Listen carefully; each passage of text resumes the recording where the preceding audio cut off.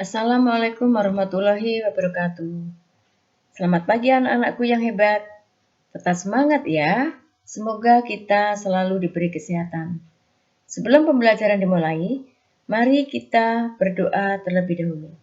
Berdoa mulai. Berdoa selesai. Anak-anakku yang hebat, minggu yang lalu kita telah membahas zat makanan. Untuk pertemuan kali ini, kita akan membahas organ-organ pencernaan makanan pada manusia.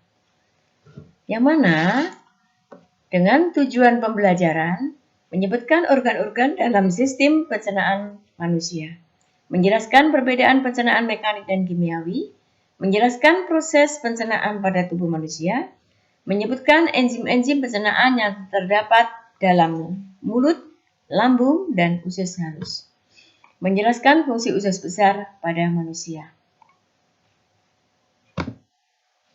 Sistem pencernaan makanan pada manusia, yang mana dibagi dua proses, secara mekanik dan secara kimiawi. Pencernaan secara mekanik yaitu proses perubahan molekul makanan yang besar menjadi yang lebih kecil dengan bantuan gigi.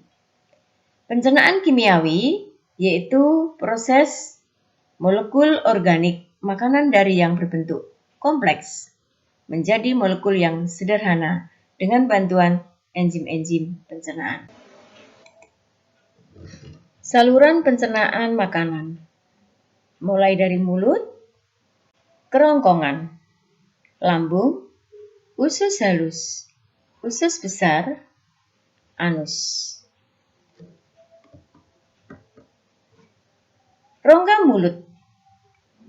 Rongga mulut terdiri dari gigi, lidah, dan kelenjar ludah. Yang mana di rongga mulut itu terjadi pencernaan secara mekanik dan kimiawi.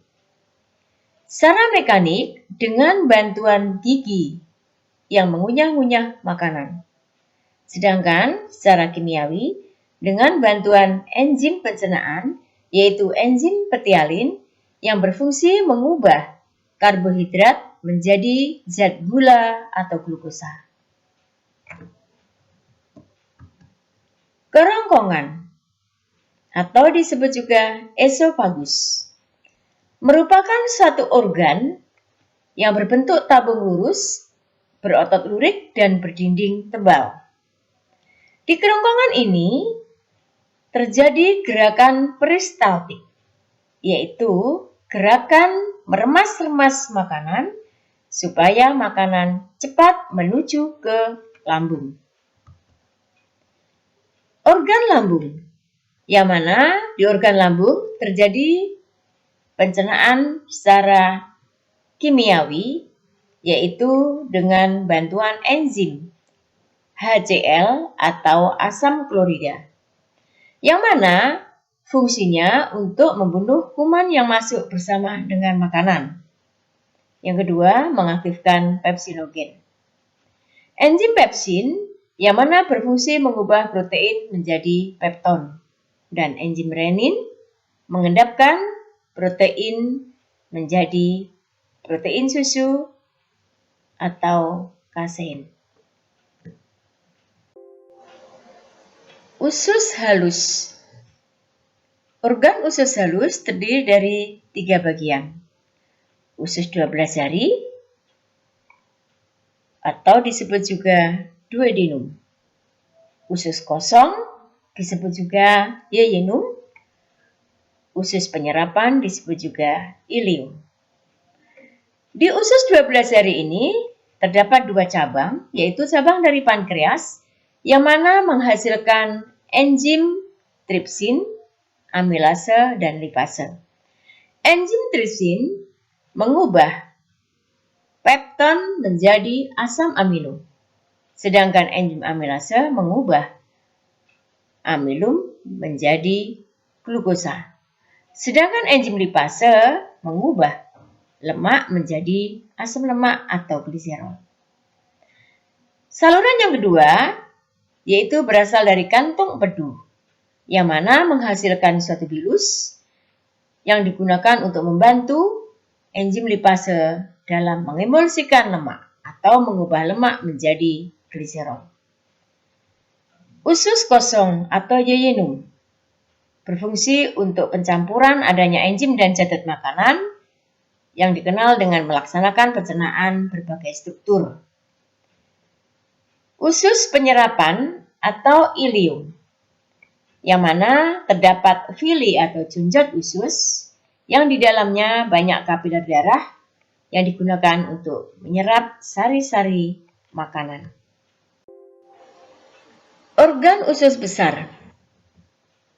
Ada yang naik, ada yang datar, ada yang turun. Yang mana fungsi dari usus besar yaitu membusukkan sisa-sisa makanan oleh bakteri Escherichia coli.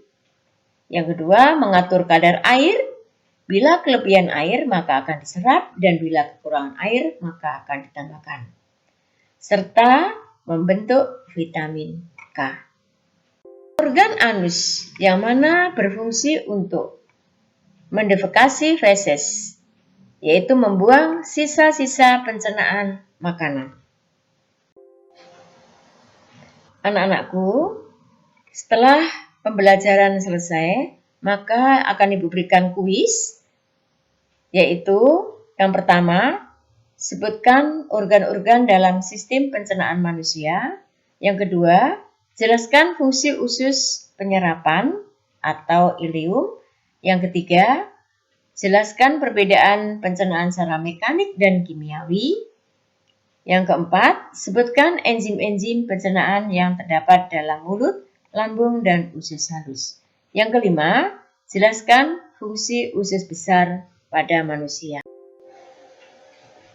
Demikianlah anak-anakku, pembelajaran tentang pencernaan makanan pada manusia. Semoga kalian bisa memahaminya. Anak-anakku, pembelajaran yang akan datang tentang gangguan pada sistem pencernaan makanan. Demikian anakku, Ibu akhiri. Wassalamualaikum warahmatullahi wabarakatuh.